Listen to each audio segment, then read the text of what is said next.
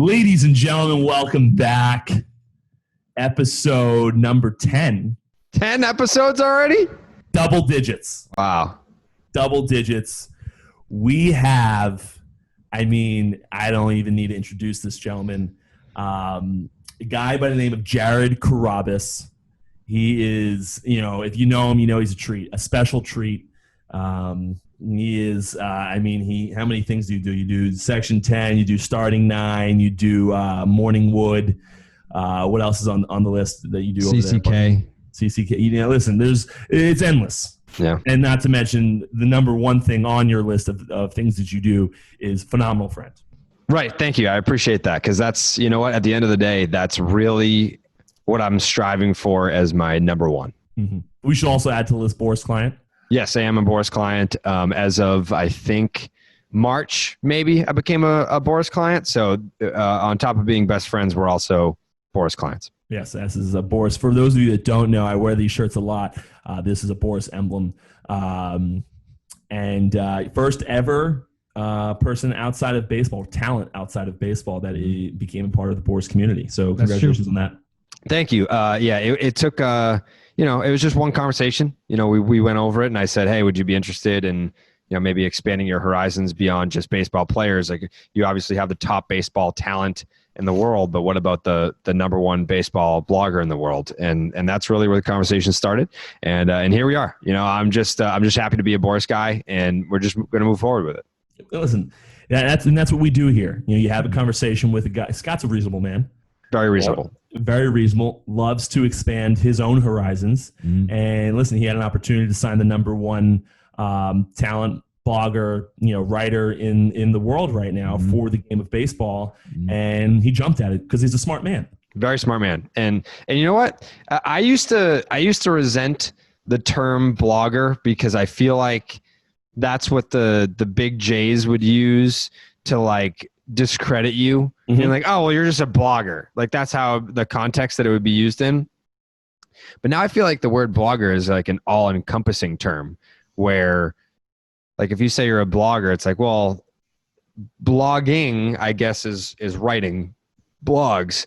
But now, in the Barstool world, if you're a blogger, that means that you do it all. It's almost like a compliment. If you're a Barstool blogger, that means that you're doing fucking Sirius XM radio. Can we swear on this program? Yes, you're more than welcome to swear in this program. Oh, fantastic. Yeah. You are doing Sirius XM radio. You're doing videos. You're doing live streams. You're blogging. You're podcasting. It's the real deal, Pat. So I used to be no, I'm not a blogger. I'm a writer. No. I am a blogger, which means that, we do a lot of things here.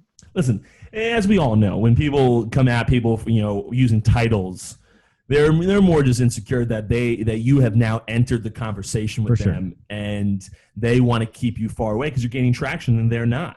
Yeah, so that's what happened with a lot of the Red Sox writers. Was when I first showed up at Barstool, one of them, I told him that I was going to Barstool, and he was like, "What? To do Guess That Ass?" And I was like, "No, I'm actually going to be covering the Red Sox, and I'm going to do a substantially better job than you and just blow past you in every regard." And then I did. And then there's other guys that cover the Red Sox over there that when we got press passes in 2018, they were all up in arms about that. And they were like, why would they ever credential someone like that? And blah, blah, blah, blah, blah. It wasn't that they didn't think that I was worthy enough to be credentialed. It was more just you're giving the nukes to North Korea. Now, you're actually giving me the weapons when I already have the whole background and the means to use it. That was the great separator, because once that was the only thing that the big Jays had that we as bloggers didn't have was access. And then once we got that, the scoreboard, it was the fucking Monstars versus the Toon Squad in the first half, because people forget the Monstars lost that game. Yeah. Well, they lost. They lost all right. They had MJ on the team, the Toon Squad. And Listen, are we comparing you to Michael Jordan? It sounds like we are. I feel like we're there. I feel like that's where we're at. Yeah. But, here we are. But hey, listen, the one thing that's different about Barstool and probably what separates you guys is that I can go into a clubhouse when I was a player, and if Barstool asked, the Boston Globe asked me for an interview, I'd be like, oh, sure, okay. Barstool asks you for an interview, it's going to be fun. Mm-hmm. I'm looking forward to doing that interview. I'm just doing the interview with the Globe because I have to. Right. I don't, doing the interview with the Globe is, okay. I'll end up in a paper that I'll never read ever. Mm-hmm. And it's a waste of time. Now that Barstool has access to the clubhouse, there's no one in that clubhouse is going to be like, oh, shit, I don't want to do I guess there's been a couple people. But that's just because they're sensitive. But normal baseball players are never not going to want to do a pod or an interview with the Jared Carrabis for the Red Sox. See, so, and let me ask you this, because you were in there, albeit not for like a full season to get the full temperature of the room. Of course. A lot has changed since in the 2 years after you were with the Red Sox in 16. Yes, 16. I definitely did not have many allies in the Red Sox clubhouse. And then 2 years later, it's almost like you're an asshole if you're not an ally. I don't know what changed. Actually, I have a feeling of what changed, but I can't really talk about that. But something changed. There was one incident that sort of was the first domino to where a bunch of guys are like, hey, this guy's not so bad. Back when you were in there, like this perception that exists now where it's like, oh, Barstool's fun. I would love to do this Barstool thing. When you were in there in 16, I don't know that existed. At least with me, I don't think it did. Like it was Price's first season with the Red Sox. And I mean, like we had like the Twitter thing, but we didn't really do anything together. I think that was the year. Did Benintendi get called up that year? No. Maybe in September. I was gone, but I don't think so. When was his first year? I think it might have been 17. No, I think Benintendi, when I was with Boston, I remember people talking to me about him, but I think he was in high A or double A. I'm pretty sure, wasn't he one of the guys that got called up straight from double A? Yes. Dombrowski? He skipped triple A entirely. He did. He got called up in 16. I assume at the end in September, does it say? Yeah, he only played 34 games. So okay. That's a good amount. That was like late August. But yeah, I mean, like I think around that time was when eventual Jared guys were making their way onto the team. Yes. But I think at the time that there weren't many there. But I don't know. Maybe it's because like my first season covering the Red Sox for Barstool was 15, and it was a last place year, and I just kind of fucking crushed everybody. So it was just kind of like, that's what happened with Clay Buchholz. So Clay Buchholz was obviously on a championship team in 07 and 13, but like he was my punching bag. And when you're not plugged in the way that I'm plugged in now, where it's like you talk to almost everyone on the team, so like who's friends with who, who's like popular in the clubhouse, like the guys that players don't like. I didn't realize that Clay was so popular with his teammates. Very popular. Like I thought that, I was like, well, he looks like a meth addict and he sucks. I was like, there's no way that the guys on the team are like, yeah, that's my boy. But I find out years down the line that like Clay Buchholz was one of the most popular guys in the clubhouse. So when I come at him, like put it this way, if someone's coming at Pat Light, they're not going to try and be friends with me. Like if someone was relentlessly shitting on Pat Light, but then they were trying to suck up to me, I'd be like, fuck you, dude. And I think that happened with that group. Like when I first came in with Barstool, it was like, all right, a lot of guys like Clay, but I didn't shit on you. I just shit on Clay. And it's like, well, it doesn't matter. Like we like Clay. So it took me a few years to sort of clean out the Clay bad mojo and then recreate this new core where it's like, all right, I'm not shitting on anybody here. And then you kind of like become friends with people. So you came in the year after that. So there was still an element of people not really, and then liking me. I think there was the issue with Joe Kelly, and that was over. We have a mutual friend, Brian Johnson, lefty for the Boston Red Sox. Phenomenal person. Phenomenal human being. And I was very much advocating for his spot on the Boston Red Sox. I mean, 5 years later, and here we are, still doing it. Like, why the fuck isn't Brian Johnson in the rotation? This team stinks. They stink. But 2015, I wrote a blog that was like, the Red Sox need to send Joe Kelly to Pawtucket and call up Brian Johnson. And I think after that, like Joe blocked me on Twitter, and it was this whole thing, and it took many years to repair. But here we are. Here we are. I mean, I can tell you one thing. I remember being in a car in spring training. Me and BJ always lived together. And I remember being in a car. I don't know where the hell we were going, probably Chick-fil-A or something. And him talking about you. And I did not know you at the time. I knew of you. I did not know you personally. And listen, Barstool, I've told you this in the past. I've told you privately. I probably told you on podcasts, as we do a lot of our talking on podcasts as well. But Barstool is, you're not going to get PC.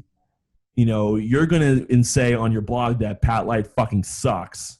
You're not. I've never said that. No. But, well, I think we can dive in maybe. Yeah. I mean, if you've looked hard enough. But you're not going to be, Pat had a tough game, which is probably what you're going to see in the Globe. It's definitely different. And I know in a clubhouse, every guy knows who talks shit about them. Mm-hmm. Like everyone, like we had one guy in the clubhouse. Have you ever been in the clubhouse where like you're just standing with a bunch of media guys? Yes, it's very fucking awkward. Yeah. Worst fucking thing to do in the world. I would never suggest it. Guys don't want you to be there anyway. So, but there's one guy, I think he had a stroke, not making obviously fun of him for the stroke, but I think he had a stroke and he's bent down. Oh, Johnny?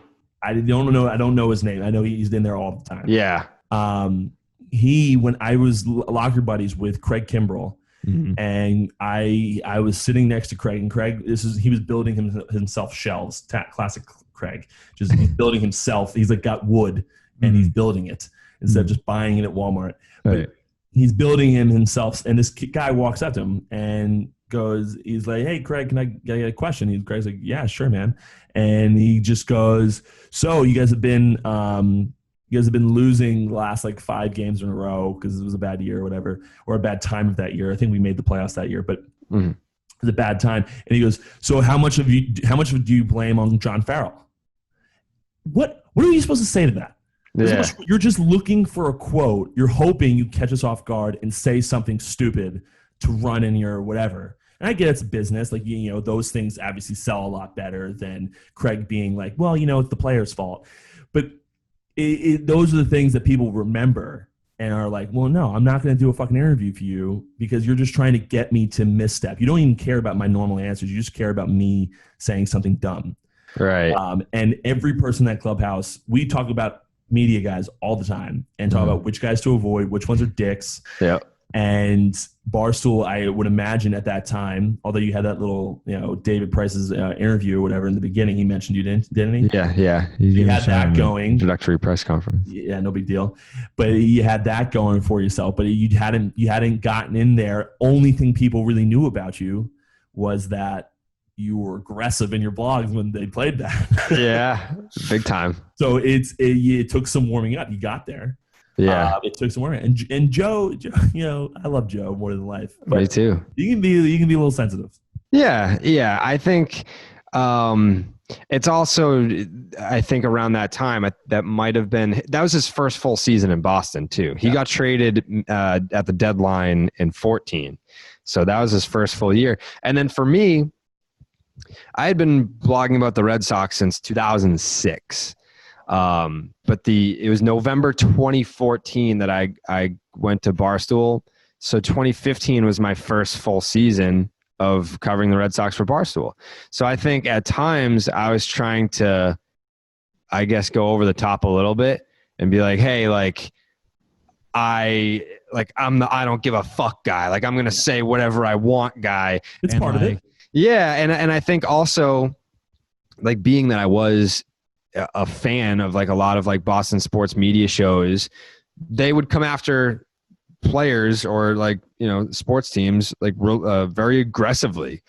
But at Barstool, you could literally take it to the next level. So you almost wanted, or at least I think I wanted when I first started, that approval from like everyone else being like, oh, like he's not like a fanboy.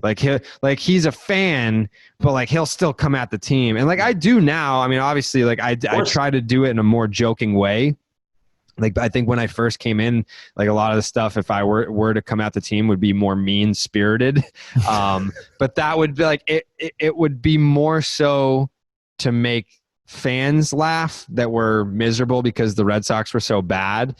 Whereas now I think I'm trying to, if I have something bad to say about the Red Sox, I'm trying to do it in a way that'll make the fans laugh, but maybe even like the player might think that it's a little bit funny. Like Ryan Weber, he sucks. I haven't said that. I haven't said that on a podcast or on Twitter, but like the fact that this dude throws 84 miles an hour and everyone keeps comparing him to Greg Maddux, it's like, all right, well, now we're just going to chirp and call him Greg Maddux. Like, it's funny. It's almost like instead, I think in 2015, I would have just said more mean-spirited and malicious things about a player, whereas now it's like, if we think that you suck, we'll make fun of you in some funny way, or we'll flip it around and just be so pro a shitty player that you understand that we think that you suck, but we're not going to be mean about it. Like, we're going to root you on because you're so bad that someone's got to do it. And I think like that's how I've evolved and changed to where, you know, we're not like, or at least for me, I'm not like a beat writer. Like I'm not a journalist. I think I'm more an entertainer. Like, this is entertainment. Like, you are, if you're a Red Sox fan or a baseball fan, like you're gonna watch the game. You're gonna listen to your sports radio. You might still read the Globe, but if you want a different spin on it, if you want like entertainment versus like facts and reporting, you might come to Section 10 or Barstool Sports. It's one of those things, because that's how you maintain the relationships too. Like, I don't want to fucking be in a situation again where guys in the Red Sox clubhouse hate me. And I've had plenty of people tweet me being like, when I tweet positive stuff about Alex Bregman, they'll be like, "Oh, well, yeah, you don't want to fucking say anything about him because it'll ruin one of your relationships or your podcast." And it's like, yeah, no shit. Like, that's where the money comes from. Like, I don't know if you, like, I can't pay my rent with credibility, sir. It's yeah, I pay my rent with podcast downloads. And if we maintain those relationships, that's a good thing for me. Like, it's a business. Like, it's the same thing that you would say to a journalist or a beat writer, where it's like, it's a business. I'm just asking these questions because it's my job. And for me, it's like, yeah, I'm just maintaining these relationships because my job depends on it. It's the same fucking thing. And you have to do that. I mean, I remember bringing you something during quarantine recently. I think it was about a month or so ago. It was during negotiations between players and owners. Yes. I told you something that I was more than willing to allow you to go say. Mm-hmm. And I think I prefaced it with, I don't think you're going to do this because of a relationship, but it was something that was I think was good. And I think I would say, because I don't have a relationship, I'm not going to say it on the pod with you, but it is definitely something that you need to take into consideration when you're doing this. And I see positive Alex Bregman, stuff from you all the time. Yeah, but it's all part of it. Yeah, and I'm sure Alex is a nice guy. He's a great guy, and there's a difference between like fluff and doing what others are not willing to do. Like, if Alex Bregman was struggling really hard and like you're digging deep for any statistic that makes it look good, like that's fluff. Like, now you're just fucking looking for a reason. Mm-hmm. I also balance it out. Like, I tweeted the other day, I was like, Alex Bregman, Jose Altuve, and George Springer combined to start the year hitting 184 with a 677 OPS. Like, I'll do that, sure, but I won't be like, oh, Alex Bregman sucks, and like how it's not so easy to hit when you don't know it's coming, huh? Like, I'm not gonna do that. Yeah. But although I do think he would turn into the skid.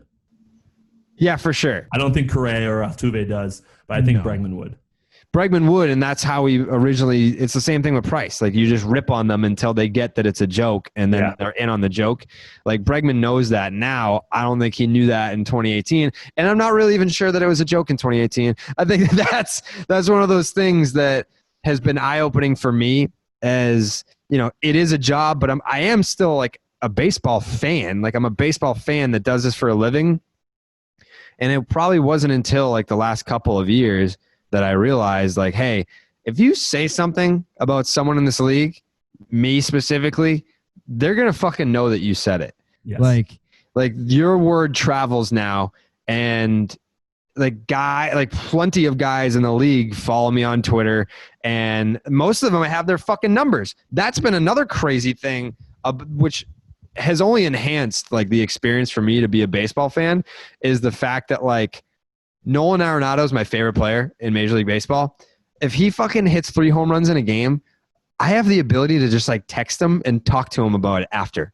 Like, that's fucking nuts.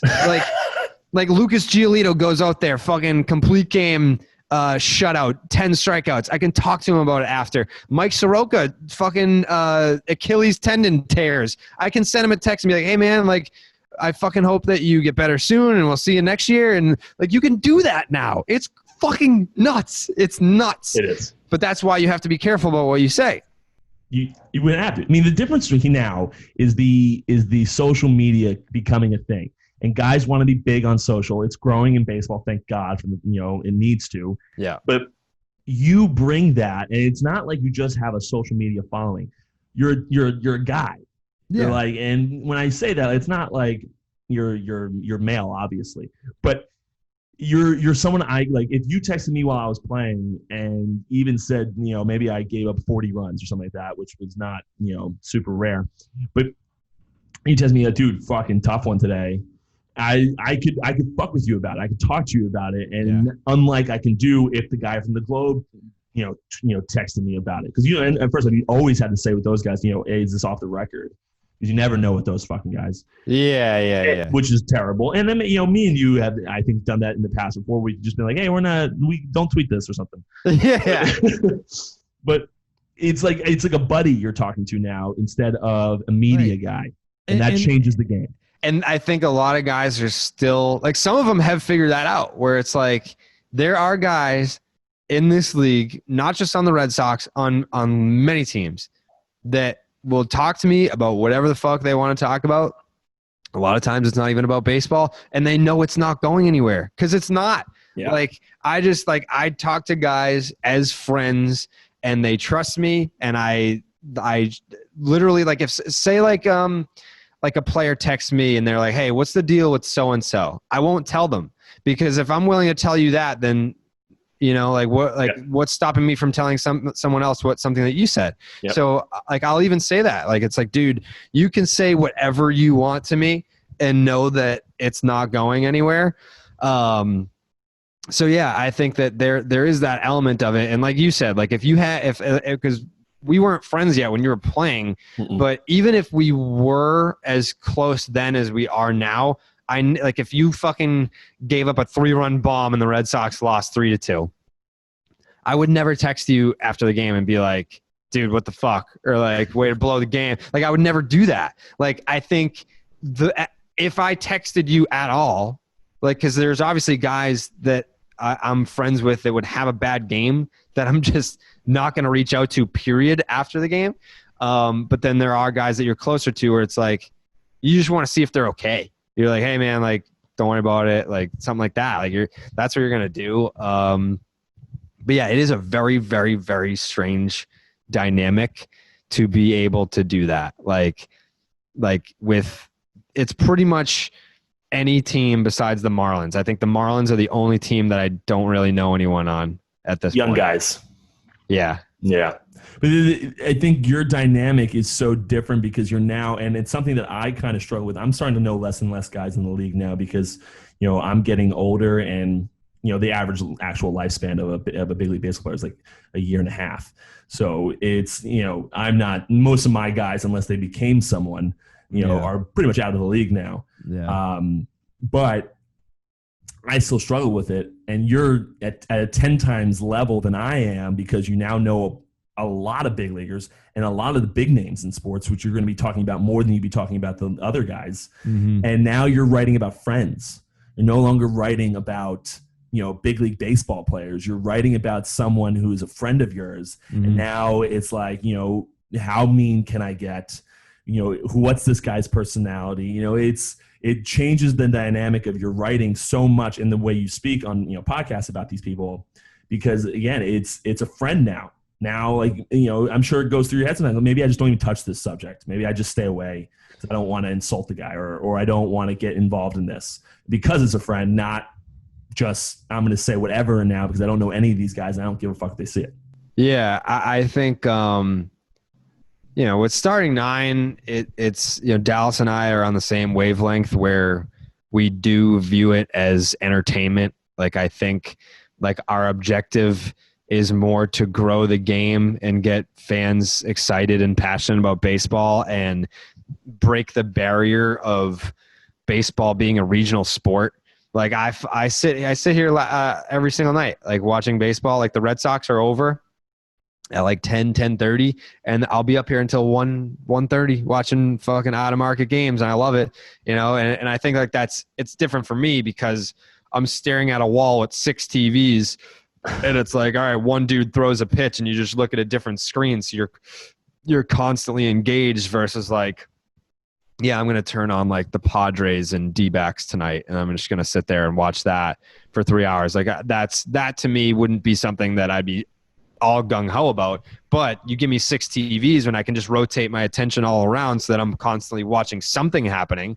Yeah, like that's how you do it. But I think with like starting 9 and now like Twitter, like I've kind of just like how Pitching Ninja on Twitter, like pitchers get excited to be featured by him. Mm-hmm. Like big leaguers are paying attention to Pitching Ninja tweeting out their shit and like highlighting it. Like guys that might not be the Trevor Bauers of the league or the Jacob deGroms or the Max Scherzers. Like there's like Chaz Rowe, a fucking reliever for the Tampa Bay Rays. Like everyone knows that he has one of the filthiest sliders in baseball, because like Pitching Ninja made it like a thing. Like he's a reliever for the I don't even think he's their closer. Like he's just this is just a guy that has a filthy slider, but now everyone knows and people get excited to be featured on Pitching Ninja's Twitter account. That's what I'm trying to do, where I'm literally sitting here every single night watching every single baseball game, and I've created like a Twitter list that has every single team's like broadcasting account. Like I have access to every single highlight, and I tweet it the second that it becomes available every single night. Like if I think like a dude like Edwin Rios, like do you even know what team he's on? No clue.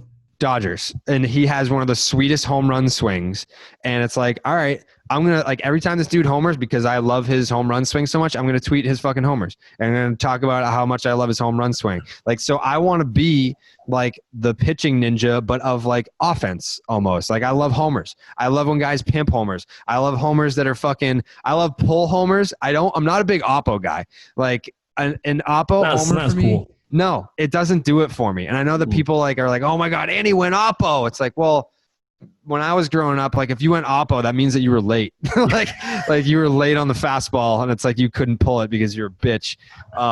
So yeah, like that's kind of where I'm at, where I want to, obviously a majority of my audience is Boston, but I think it's definitely grown to all different kinds of markets. And I want to continue to, showcase players that maybe you're just not paying attention to. It's almost like I'm trying to make my Twitter feed the red zone of Major League Baseball. And I don't think that's not like beat writers, that probably drives them fucking crazy. Because it's like, well, we got to be down the middle and we can't be fans. And it's like, well, fuck you. I am a fan, and I'm getting more engagement than you. I'm getting more downloads than you. I'm getting more video views than you. So suck my dick. Like that's how you want to do it.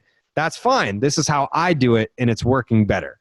They don't want to do it that way. They're bitter because they can't do it your way, and they prefer that. Correct. Yeah. No one sits at home when they're talking about the Red Sox off the record with these Globe or whatever. I'm not picking on the Globe; it's the only paper I know in Boston. Mm-hmm. But they don't sit down and talk all PC like they do in their paper. They talk about bullshit just like you do. Only you get to do it in the public eye. It's a very different ballgame. And that's why you're way more successful than these people, and will continue to grow as much as you do. However, I want to bring something up. Okay.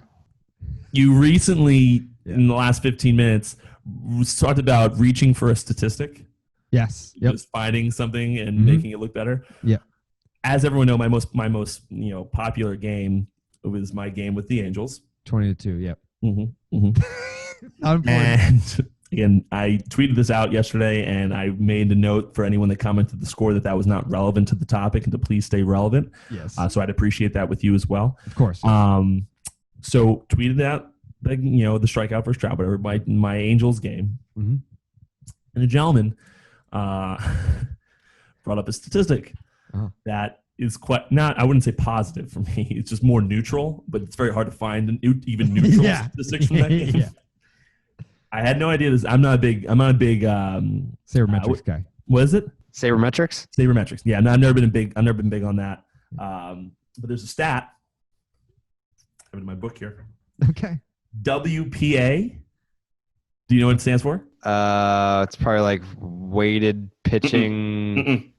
And you're just saying pitching because you know it's a stat about me, but yeah, it is win probability added. And I want to make a note here that my good friend Jared Carrabis knows pretty much every statistic in the game. Yeah. So this just shows you how much I'm reaching here. I mean, I've heard of win probability added. I haven't heard of it as WPA. Okay, so WPA. So now it can be 0, a positive number, or a negative number. Negative number meaning that you hurt your team pretty aggressively. Yeah. Positive being you helped your team, win the game or get a chance to win the game. 0 being you did nothing. Like you're just there.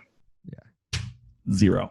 Oh, see, that's why I would almost discredit this statistic, because hold on, wait for it. I'm waiting for it. I need you to be patient here. I'm circling back around to a compliment. Okay, love that.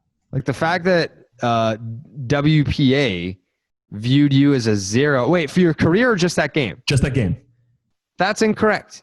You struck out Mike Trout. Like the fact that you could be like put it this way. If a 0 is, that was a guy that he just showed up. He was just kind of there. Like maybe he was in left field and no balls were hit to left field, so he got a 0. Pretty sure striking out Mike Trout would put you very much in the positives. Like that has a direct impact on the game, taking Mike Trout off the base paths and keeping him in the yard. Like that's more than a 0. So this statistic it's malarkey. You know what? I was sitting here as you were saying that, and the word that came to my head was malarkey. Yeah. So I'm glad you used that. Thank you. Listen, I'm okay with the 0, but now that you've mentioned, I totally forgot I struck out Mike Trout. You did, yeah. Totally forgot. Yeah, I had to go back because it was his birthday yesterday, which is why people were. Yes, I heard about that. Tweeting a lot about Mike Trout, and I was like, you know what? I'm pretty sure I have a friend that struck out Mike Trout. I think of the year was 2016. I went back and I was looking through the archives. Okay. Because he doesn't strike out often because he's the best player on planet Earth. Correct. So to be able to look through his strikeouts from 2016, and I kept scanning, and then I finally came across the 20-2 game at Fenway Park between the Boston Red Sox and the Los Angeles Angels of Anaheim, formerly of California, and there was Pat Light striking out Mike Trout, and I remembered that was the one. Well, listen, again, I struck out so many people in my career, so yeah. I mean, they all kind of blend in. But if Mike was in there, I mean, I'll take your word for it. Yeah, yeah. Yeah, I don't remember, too big time for that. Yeah. But as we've stated before, I've stated this before, and you know this, sorry, we're closed. Not a baseball podcast. No. Not a baseball podcast. No. I want to give a little insight. One of the main reasons I will say, although not the actual main reason, but one of the main reasons I did not make it a baseball podcast was just from the sole factor of being a friend to Mr. Jared Carrabis and not wanting anything to do with trying to compete with the gentleman. Right. Well, here's the thing. I respect the hell out of that, Pat. Yeah. I want you to do whatever it is that your heart desires, because this what you're doing right here, we're just grooming you. That's all. We're just grooming you until you get called up to the big leagues. And the big leagues being Boston. We're building the podcast studio in the launching pad right now. Just bought the podcast table. I bought some stools, and you know what else I bought? What'd you buy? I bought 4 mics. Wow. Bought 4 mics. And as you'll see, there's only 3 people on the podcast right now. You're not familiar with that, guys. It's only Jared, Steve, and Coley currently on the pod. Right. So the fact that we went out there and got 4 mics, that seat's just waiting for you to come on up and take it. Listen, and it would be my pleasure. As people that listen to this podcast know, I frequented the Section 10 podcast. It is a tremendous podcast. Thank you. A tremendous one. It's one of my favorites, if not my favorite. It has to be number 2 now, just based off I have to make my favorite. Right. Yep. But listen, it's 1B. Yeah, no, for sure. It's right there. This is the only other podcast that I listen to. I don't really listen to podcasts, but I have listened to yours. Yeah. Which is interesting. I decided to make a podcast, and I don't listen really to podcasts. Yeah. Once you start doing it, it's like you kind of fall out of listening to other ones. But this is on my list of podcasts that I will listen to. Well, listen. So let's dive in here a little bit. I always try to tell some people. Hubs was on my podcast recently, and I dove into. He's frequented Green Rock. He's actually coming tonight. He's kind of an idiot. If you haven't listened to the story, I don't think you've ever been there with Hubs getting thrown out of the bar. But he has come several times now, and with me, who owns the place, I pay the people that are throwing him out of the bar, and he manages to get thrown out. Yeah, he only has 2 settings. It's either sober or blackout Hubs, and he gets blacked out. Let me tell you, he does get blacked out. Yeah, whiskey, Coke, and fireball shots. Yep. The fireball shots are from you. It's true. It's the only shot he apparently will do. Yeah. I'm a big shot guy, as everyone who's ever been out with me knows. You know what? I started switching up my alcoholic beverages to like Tito's and like I don't even know what the fuck it is. Like raspberry, some fucking drink. It's like soda water. Raspberry seltzer? Yeah, I guess. But you throw some Tito's in that bitch. Yeah, I've kind of been doing some of those. Interesting. I know a lot of people that do Tito's and soda with a splash of cranberry. Yeah, that's what it is. Okay. Yeah. That's a very popular drink. Yeah, it's good. Yeah, a lot of people like the cranberry juice is so pungent that it really takes any taste of vodka away. Yeah. Solid drink. But if you haven't been out with my good friend Jared before, he's been to Green Rock once now. He will also be the first ever jersey retired at Green Rock. Yeah, and just to reciprocate, I am getting a custom Pat Light jersey that I want you to sign and inscribe so that I can hang it out there.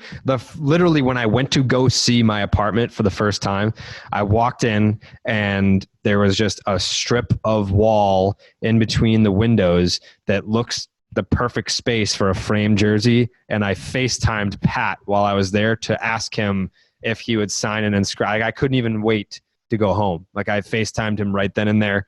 And I was like, I need you to sign and inscribe a Pat Light jersey because I feel like I need it in my new home. So, well, listen, that's a true story, folks. I'm obviously obliging. It would be my honor to autograph that jersey and have it hanging in Mr. Carrabis' house. Again, as he will be in my own bar. Granted, mine was, I lost a bet. But and I will say that gets mentioned quite a bit at Green Rock nowadays about where's the jersey, and I said I would put it in there when we want to have a ceremony. A ceremony. We don't want just your run of the mill. All of a sudden it's there. Right. Yeah. No. We want a ceremony. Yeah.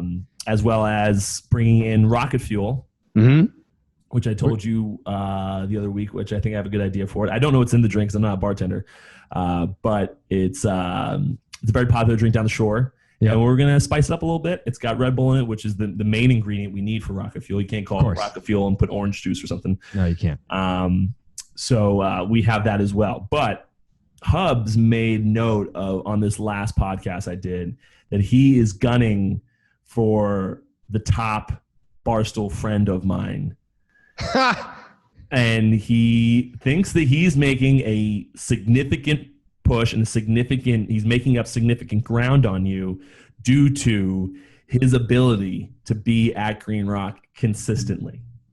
So my counter to that, let's hear it is our connection is so strong that I don't even have to be there to still maintain a 500 game lead on Hubs. And also point number 2, if Hubs was such a great friend of yours, he wouldn't go to Green Rock all the time to take advantage of your business that you're trying to take money on and just be like, yeah, I'm not going to pay you for any of these drinks. I'm just going to go there and drink for free. He's basically taking advantage of you. He's the opposite of what a good friend would be. Whereas I will just talk about Green Rock on a podcast to hopefully drive business there. And hey, let's hang the jersey there so that we can have people that want to go and take pictures. Hey, here's a suggestion for a drink that you can have at Green Rock that'll bring you more business. Whereas Hubs is just like, hey, we're closer friends because I go to your bar and drink for free because I don't want to just like go to a bar that's closer to me and actually have to pay for it. Yeah. Great fucking friend, Hubs. You're a scumbag. I'm an actual friend that creates revenue for Pat. So fuck you. It's not even close. Well, there you have it, folks. That was a tremendous response. I look forward to hearing Hubs's rebuttal. I already know what he's going to say. But listen, you're not wrong. Yeah, I mean, I will. Full disclosure. Yeah, I made him pay for some of his stuff last time. Anytime he comes with a big group, some of his stuff. Anytime there's a shot, he's never paid full price. Never once. No. Okay. So no. Yeah. No. Never once. Yeah. But we talked about your appearance at Green Rock, Mm-hmm. and what seems to be. If everyone doesn't know, Jared's not a huge drinker. He likes to hang out, have a few drinks, but nothing crazy. Yeah. And it seems as though you're a big people watch guy. Yeah, it's not that I'm a big people watch guy. It's more so that I am always on the lookout for people that are watching me. I'm very paranoid. And more so in New York, I guess Boston too, but it's just for different reasons. Like I think when I'm out in New York, I have to watch out, like because people in New York don't like me because they think like the Rocket character is a real thing. They think that I really am like this loudmouth, obnoxious asshole. When really I kind of just want to sit there and like talk to my friends and like chill. That night that I was there was like some Yankee fan that walked up to me with like his phone and just stuck it in my face and was like video recording me. Didn't you throw the phone? I slapped it out of his hand. Yeah, I slapped it out of his hand. But yeah, like that's a fucking nightmare to like be out in New York. Like that's why I didn't really go out much in New York. It wasn't like that I feared for my safety. It was just this uncomfortable feeling of paranoia, feeling like I'm being watched.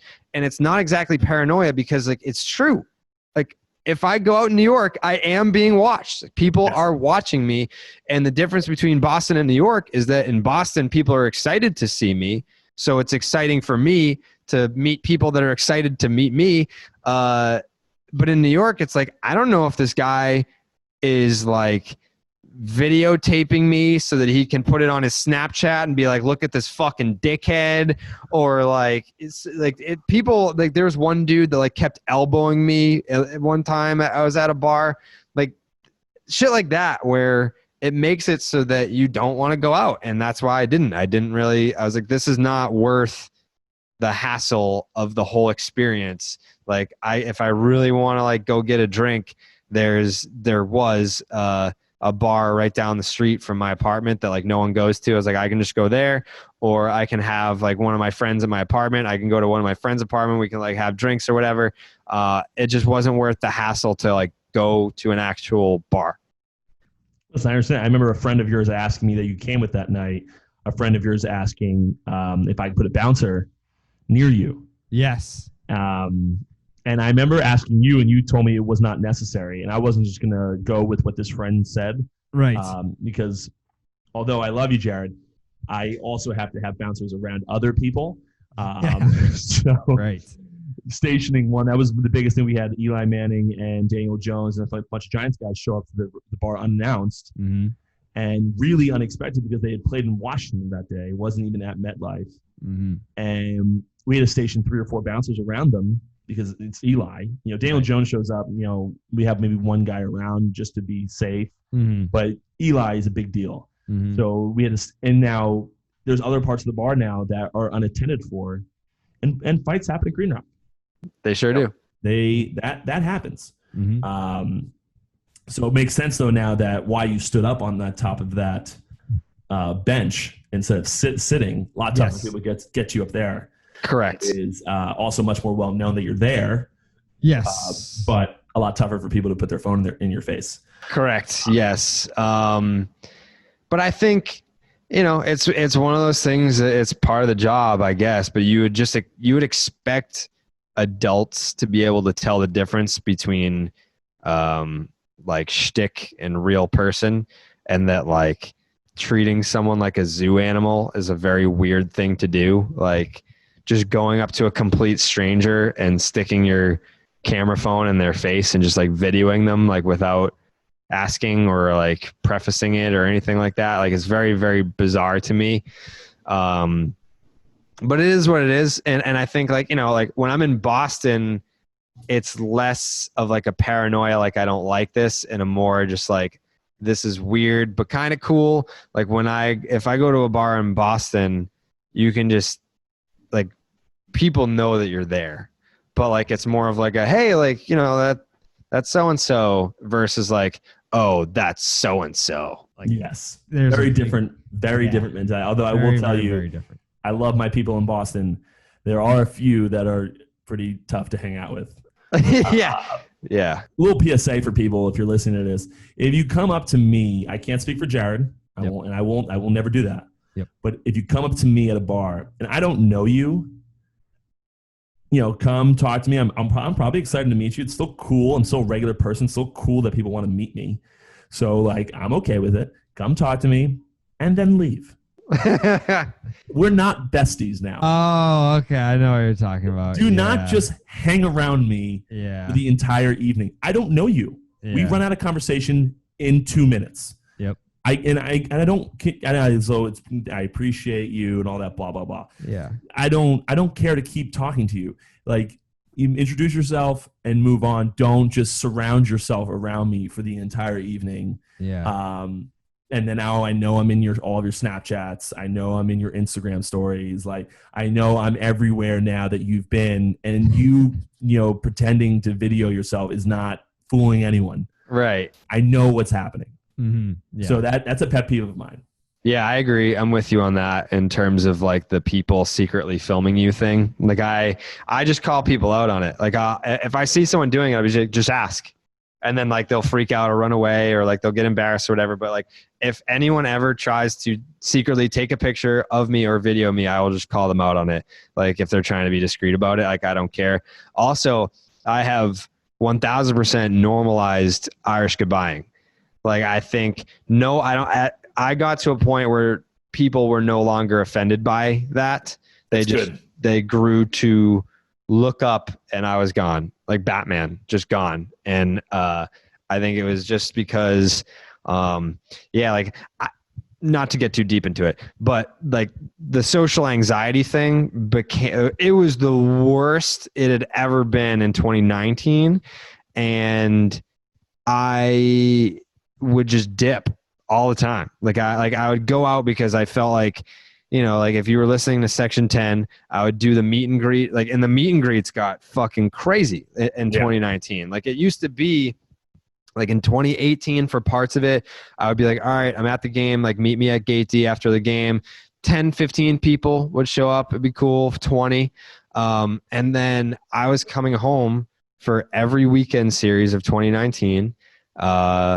And every weekend series, Friday and Saturday night, I would do a meet and greet at Gate D, and there would be like a fucking 100 people out there every single time, every night, 100 people. And it was cool because like they're excited to see you, but it is super overwhelming to walk out of a gate and see a swarm of people that just like start screaming the second that you show up there. And like, I will take the time to meet and take a picture with every single one of them. And then like after that though, like the day is so long and exhausting. Like if it's a 1 o'clock game or whatever, or if it's like a 7 o'clock game, like I'm getting to the park like at like 1 o'clock. Like I'm getting there to like do all this shit, like do interviews, like talk to people at batting practice, go to the opposing team's dugout, meet some of those guys. And then you're watching the game, you're live tweeting the game. So it's a long day, and then you do the meet and greet, and then after that you kind of just want to go to the bar and like let loose with your friends. But then it's kind of like meet and greet 2.0, but with alcohol. So the reason why I love the meet and greet at Gate D is because I would say most of those people are sober. They're just like diehard Section 10 fans that they want to like get a picture and hang out and meet you or whatever. But then when you go to the bar, you bring you like have alcohol in the equation, and that's when people like you're talking about like don't respect like the boundaries of like, hey, like I'm happy to meet you, happy to like talk to you for a little bit, but like I am hanging out with my friends and I do just want to like have a good, like normal good time, but like happy to take the picture, happy to talk to you for like a little bit. But then it's when people are like, all right, let's spend the rest of the night together. It's like, no. So like when I do get like clingers, or like sometimes like there was a girl during the World Series that would not leave me alone. So I escaped out the back through the kitchen, and she like chased me down, and I was getting in my Uber and she wouldn't let me close the door. She was like, I'm coming with you. And I was like, no, the fuck you're not. I was like, get the fuck out of here. It was crazy. It was like the fucking Beatles. like you couldn't, because like the World Series was the peak, obviously. But yeah, it's like, I don't know. I get, sometimes it becomes too much, but I try to do as much as I can, because like I'm not Big Cat. I'm not someone that can not do stuff like that. I'm not saying Big Cat doesn't do things for like his fans, but like I go to every single fucking weekend game, and I do a meet and greet every Friday, every Saturday, as long as it takes, as many people, as many pictures as you want, whatever, like with every single game. Like, I don't think anyone else at Barstool's doing that for their audience as often.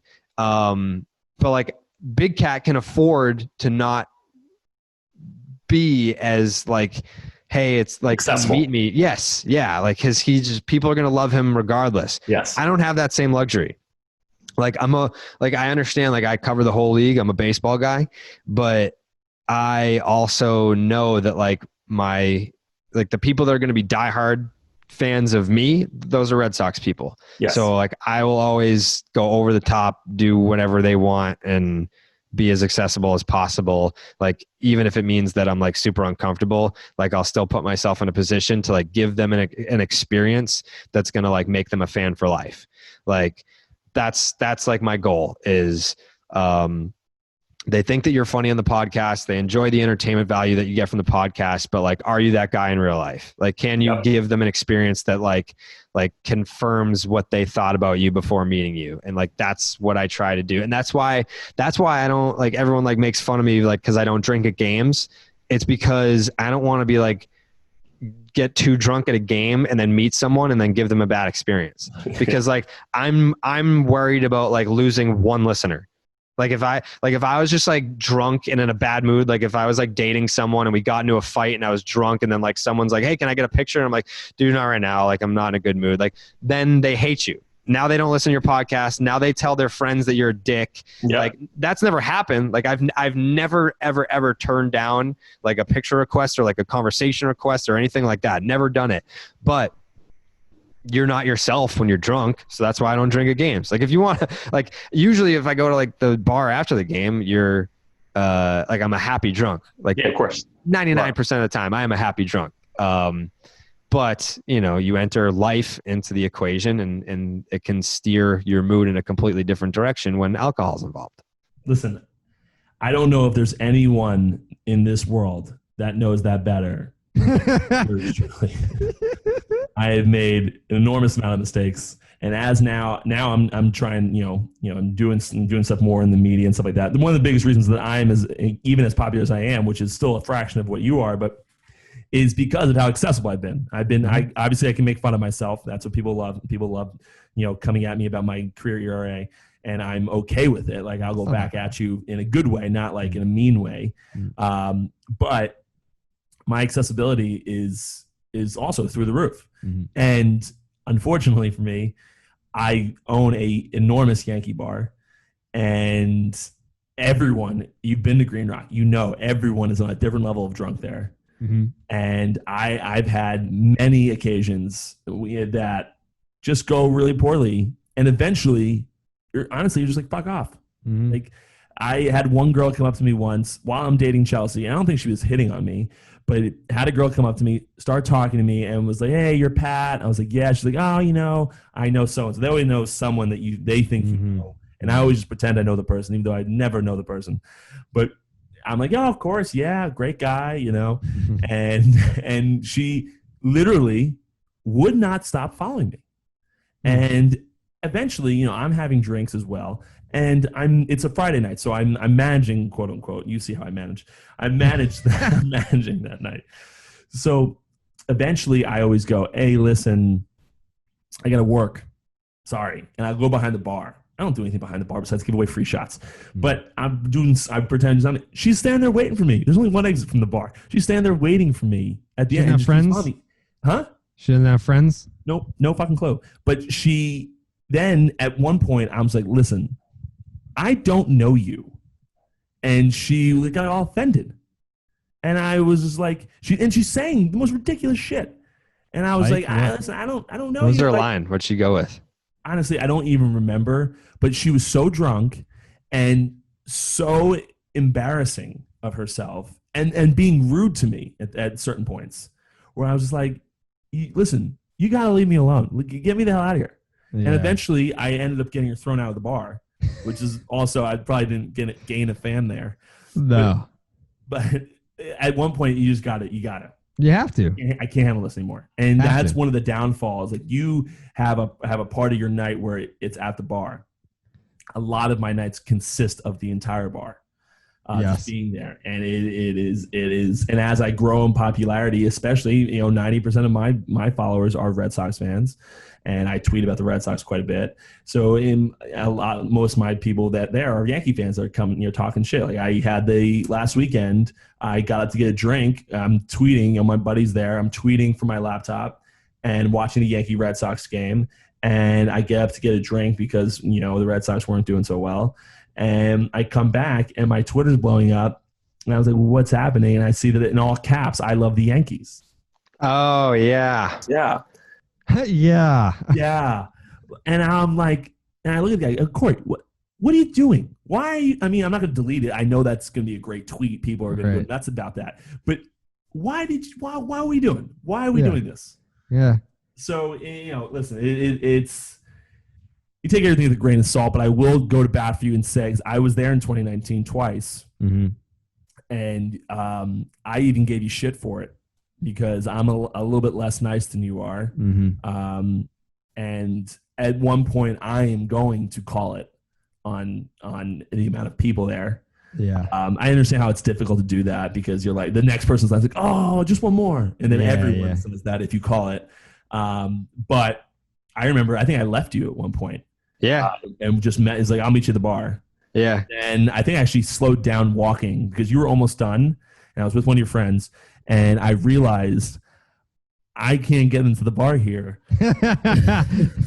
without you because there's obviously a line down the block for a baseball tavern. And I was like, "Well, I guess I can't go anywhere." But you do a great job with your fan base. I will give you that. And I'm not one to not drink during games. I usually have a couple scotches up there with you, which is a real treat. And it's too bad we can't do that this year. But yeah, it is too bad, especially because now they're closing the baseball tavern. So I don't know what that means in terms of. Well, again, I don't know if I'm allowed to say this, and I'm pretty sure you know this. So it makes me think that I'm not allowed to say this. But it's coming back. Yeah, it's coming back, but it won't be the same. I think it's just like it's supposed to be like a rooftop bar or something like that, right? Something like that. Either that or it's like a basement bar where like the rest of the building is like dorms or some shit like that. But like the first floor is the baseball tavern. Something stupid. I don't know. I don't know what they'll do, but Seems stupid too. Who's gonna want to live above that? You're immediately making your clientele only college kids or people that work at the bar. Correct. Yeah. So I don't know. I don't know what becomes of the baseball tavern, but it was definitely a fun era to be able to go to the games, and you get to a point where you can just go like walk into Fenway. Like that's you tell 13-year-old Jared that, hey, someday you're going to be able to just walk into Fenway whenever you want.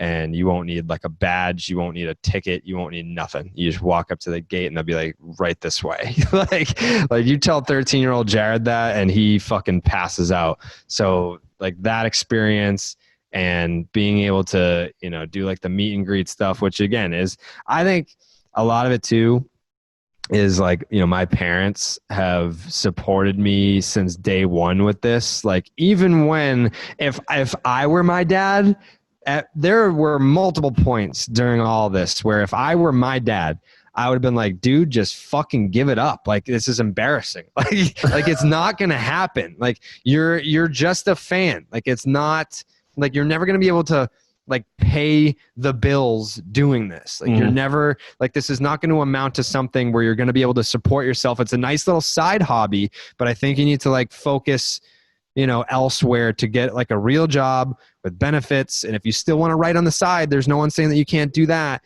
Like that's honestly, like I would have said that to me like multiple times. It's sound advice for some people. Yeah. So like when I go to the games with my parents, like that's when I think I enjoy it the most, because it's like, look what you guys did. Like, you guys supported me. And there's no fucking chance like it would have gotten to the point where it's at now if you guys didn't just like let me keep trying. Like it didn't. It was 8 years, eight fucking years before I like started to get paid from it.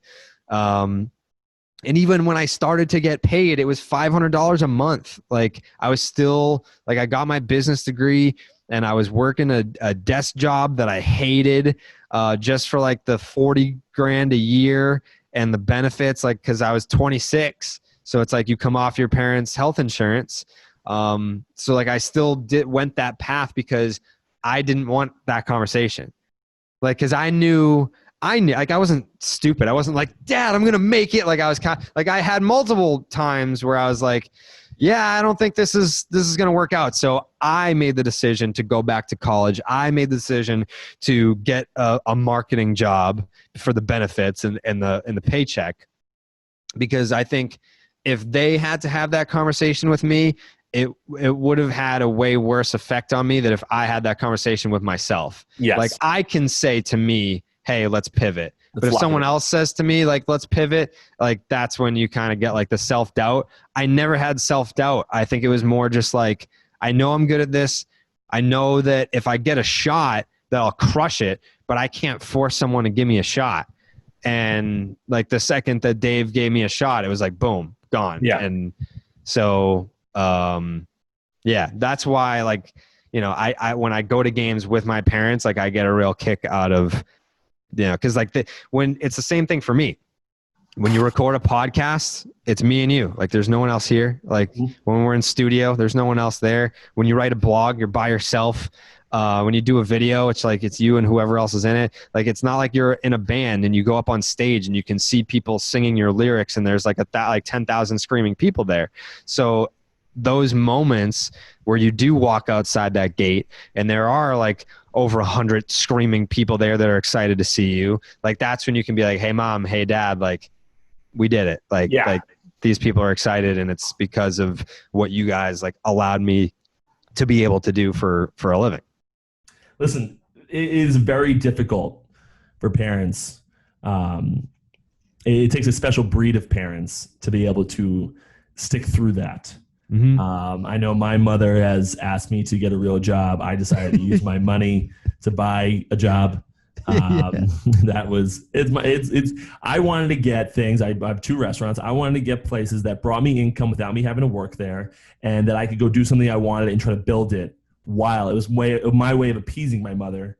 Hey, I got stuff coming in. We're good there, and now I can go do my stuff and build it until it makes me money, hopefully. And it's worked out so far until the pandemic hit, and then that whole thing happened. They stopped making any money. But listen, I still think $1 million deal alert. I still think finding real estate close to Fenway and replacing the Baseball Tavern with a Section 10 bar. Listen, I think that works. I think that plays. Yeah. I think that plays. Yeah. I think that that would be a worthwhile investment for the both of us. Yeah. Yeah, I think it would be. I would have to get licensing. You have to get me in contact with the right people at Barstool for licensing agreement. Mm-hmm. But because I assume you don't own Section 10. I think I do. Really? Yeah, I think because it was grandfathered in. Like Section 10 existed before I was full time at Barstool. Yeah. Interesting. Because I know the whole Call Her Daddy thing. I followed that a little bit. Yeah, I remember that was birthed under Barstool, whereas Section 10 was not. Okay, interesting. Well, then we might not. It might just be a Jared and Pat thing. Yeah, which would be even better because it would be less. A licensing fee would be a real pain in the ass. But that's for another time. Yes. But listen, Jared, absolute pleasure. I was supposed to be managing my bar 20 minutes ago, so I should probably head over there. Yeah. But the only person that can fire you is you. So I think you're safe. Yeah. And honestly, even if I do have some partners over there, even if they ask me to stop managing because I'm being irresponsible, I would welcome it. I don't want to manage. So yeah, for sure. Fire me, please. Yes. But listen, it was an absolute pleasure, as it always is. We got to hang out more, man. I know. Have you made it public your current location? I haven't, but I think people have figured it out. I mean, I could understand unless you all of a sudden started making like $4 million a year. I don't know. That place would be way more expensive than Manhattan. Yeah. This place is, if I had this apartment in Manhattan, it would easily be objectively like $8,500 a month. I think you're probably considerably underpricing that. Yeah, I think so too. Yeah, looking at this is aren't you? Yeah, this place it's bigger than Dave's apartment. Yeah, you're talking in the team. At the very least, I think you're talking $13,000 to $17,000 a month. Yeah, I'm pretty sure like Dave's apartment is like 10 to 15 ish, and it's bigger than Dave's apartment. Not to brag, but I remember Matt Harvey. Not to get off topic here, I remember Matt Harvey when he was playing for the Mets. At the peak, his apartment was $25,000 a month. That's fucking ridiculous. Ridiculous. Like, why do you need that? Do you have a relationship with him? I do not. No. Okay, I will tell you that. I probably shouldn't tell you this, but I will tell you we don't have that many listeners yet. So I will tell you, Scott actually intervened and told him not to do it. And they don't get involved in your financial decisions. Yeah. Obviously, then that's not what they do. But They were like, we're doing everything we can to get him to not do this because he hadn't signed a deal yet. Right. He was still doing it anyway. I think he was in arbitration. So like he still wasn't making stupid money. Yeah. I mean, good money, obviously. It's daily baseball, but still, it was a horrible decision to be spending over $250,000 on rent in 1 year. Yeah, no, that's very, very stupid. Ill-advised, I would say. Ill-advised. Yeah. Ill-advised. Mm-hmm. But anyway, again, absolute pleasure, Jared. If fun. You guys, for some reason, are listening to me and don't know Jared's podcasts, please go take a look at Jared's, Section 10 and Starting 9 and Morning Wood. And what was the other one? CC something? CCK. CCK. I've never heard that. That's the Sirius XM radio show with me, Kevin, and Casey. What channel? Power 85. Power 85. I have Sirius XM. Oh yeah, wow. In my car. I don't typically listen to it. Usually Monday through Friday, 2 to 3 p.m. Power 85. Yeah. Huh. Oh. Okay. Well, listen to any of those things. Listen to all of them. Go follow Jared everywhere. And you know what? Before we go, let me just say this. Please. I used to do like the pay it forward, like do like podcasts all the time, like to like random people that would be like, "Hey, can you do my podcast? Can you do my podcast?" I stopped doing that, and I do still want to like pay it forward and stuff, but like I also know that it's the same questions over and over again. And the reason why I was so excited to do this with you is because I don't remember the last time that I was a guest on a podcast with someone that I was like super comfortable with, where I was like actually going to open up and talk about things versus like give canned answers that I've given a million times. Like I feel like the things that we talked about here, like I haven't really talked about before. Listen, and that's what we want to do here. Sorry, we're closed. I think that is fantastic because my goal. I remember I was talking to my brother in the kitchen before I did this. This was earlier this week. I was just mentioned we had planned this already, and I was like, "Yeah, Jared's coming on Saturday." And he's like, "What are you going to ask?" And I was like, "I don't know. I haven't thought about it yet." And he was like, "What are you going to be like asking like how he got started at Barstool?" And I was like, "No, like that is he's been asked that a million times, and they can listen to any Jared Carrabis podcast that he's ever been on." And know the answer to that question. Correct. I need them to want to listen to hear something they've never heard before, right? For it to mean anything. Otherwise, I'm just running a regular podcast. I don't want to do that, right? Because I feel like some of the stuff where it's like I'm telling you like personal things and personal feelings. I'm not telling that to like, hey, I'm a sophomore in high school. I just started this new podcast. You know, like that's just not happening. Like, so no. Well, listen. I'm happy that's how it went because that's how I intended it to go. So, check on that column. But, obviously let me know. I'm treating this as a FaceTime now. Obviously let me know when you're in Hoboken. Chelsea was mentioning the other day. This, by the way, this is exactly how me and Jared's FaceTimes go. We say goodbye about 15 times before it actually happens. So this is not out of character at all. I was walking with Chelsea the other day, and we brought you up, and she was just like, I think Jared would have stayed in the city if he lived in Hoboken. I think he would have given it a better shot because of Hoboken is such more Boston, a Saugus feel than obviously Manhattan is a completely different animal. You either love Manhattan or you absolutely fucking hate it. Yeah. And, it's not for everyone. Most people talk about Manhattan as like, oh, I like visiting. I don't like living there. And Hoboken is a very different feel from New York. So if you ever do end up moving back to the Big Apple, I think giving Hoboken a look would probably suit you well. Yeah, I think I would agree with Chelsea. By the way, shout out Chelsea. Great person. Great human MVP being. of one of the roundtables. Yes, she was. She was very much deserving. I think part of the reason why I wasn't crazy about Manhattan was because you're living in a shoebox for very expensive money. It's dirty. It didn't have I don't like I liked my neighborhood. I liked Murray Hill.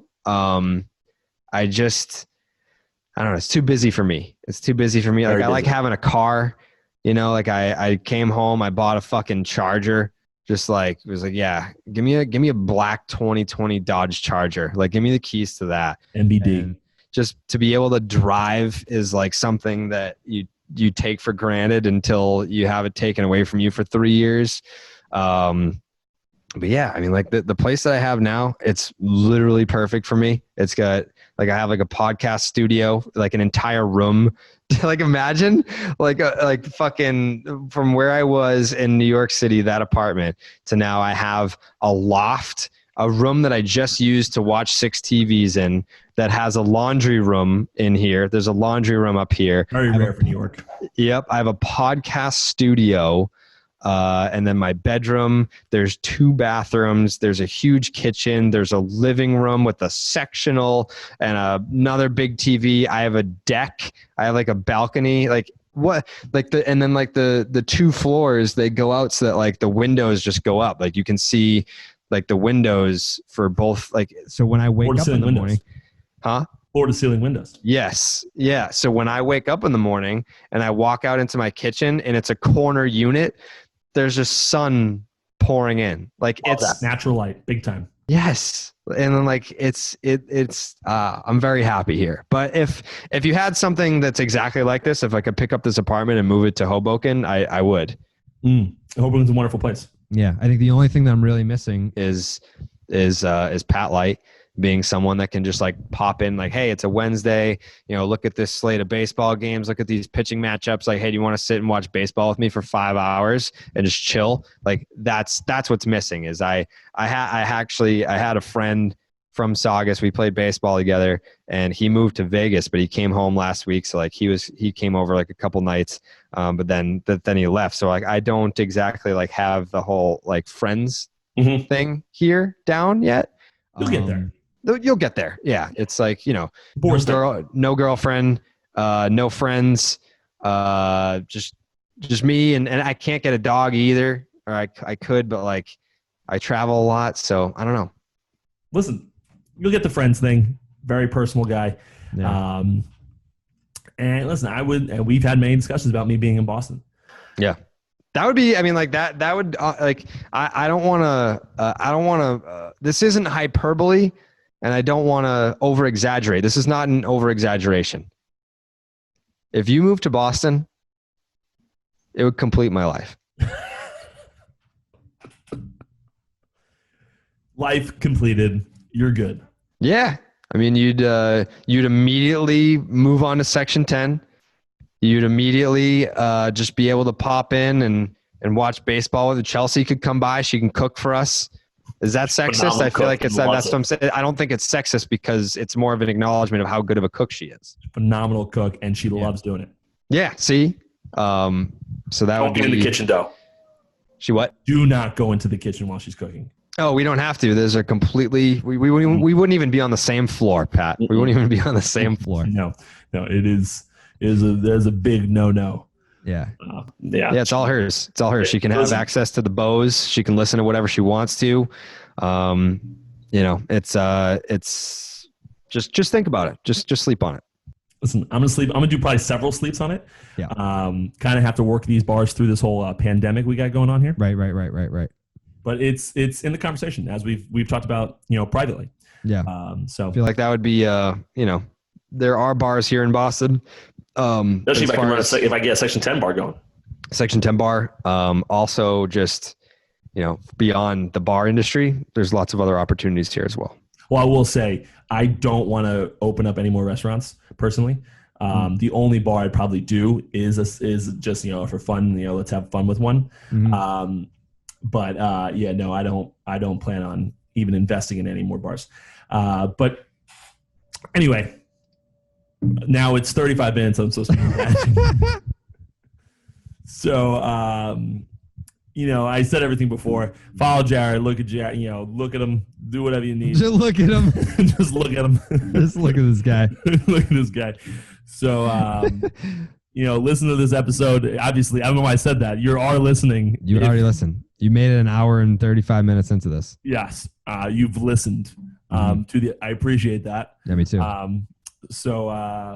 Go visit me at Green Rock, do the things. I don't know. Go see the jersey, drink Rocket Fuel. Drink Rocket Fuel. Yeah. That's coming whenever you have to obviously be there for the ceremonies. That's probably next time in Hoboken. Of course. Yeah. If we can ever get out of this fucking pandemic. Yeah. I'll be in New York next weekend. Listen, I'm on a live stream. Yeah. Red Sox Yankees live stream. You coming? Oh, I didn't, you said that earlier in the pod. It didn't even register. Yeah. No, I'll show up. Okay. I assume it's at HQ. Sure is. Wow. Super exciting. Yeah. Definitely. I'll definitely show up to that.